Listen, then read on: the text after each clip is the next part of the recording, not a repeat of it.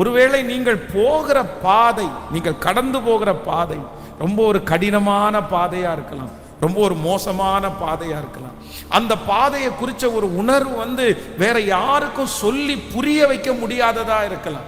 அந்த பாதையை யாரும் அறிஞ்சிக்கவே முடியாது, தெரிஞ்சிக்கவே முடியாது. இப்படிப்பட்ட ஒரு பாதையிலே கடந்து போகிறது உங்களுக்கு மட்டும் தெரிந்திருக்கலாம். நான் இதை யார்கிட்ட சொல்லுவேன், என்னுடைய யார்கிட்ட நான் ஷேர் பண்ண முடியாது. அது என் மனசுக்குள்ளேயே இருக்குது, என்னுடைய இருதயத்துக்குள்ளேயே இருக்கிறது. நான் யாருமே அறியல. வெளியில ஒருவேளை நீங்க சிரிக்கலாம், வெளியில ரொம்ப சந்தோஷமா இருக்கலாம். யாருக்குமே இப்படிப்பட்ட ஒரு சூழ்நிலை, இப்படிப்பட்ட ஒரு வியாதி, இப்படிப்பட்ட ஒரு பிரச்சனை இருக்கிறது யாருக்கும் தெரியாம இருக்கலாம்.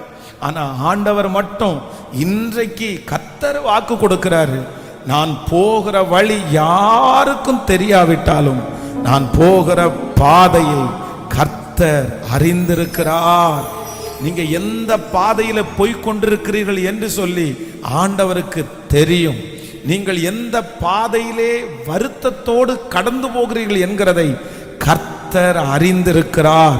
யோபுனுடைய அந்த பாதையை கர்த்தர் அறிவாரானால் இன்றைக்கு உங்க பாதையை கர்த்தர் அறிந்திருக்கிறார்.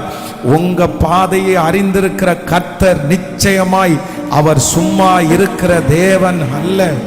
யோபு போகிற அந்த பாதையை அறிந்து கொண்டு வெகு சீக்கிரத்திலே கர்த்தர் அந்த பாதையிலிருந்து அவனை பொன்னாக விளங்க பண்ணினது போல, அவன் இழந்த எல்லாவற்றையும் கர்த்தர் ரெண்டத்தனையாய் திரும்பி கொடுத்தது போல, நான் நம்புகிறேன் நீங்கள் போகிற இந்த பாதையிலே உங்கள் வழியை அறிந்திருக்கிற கர்த்தர் சீக்கிரமாய் உங்களை நினைப்பார்.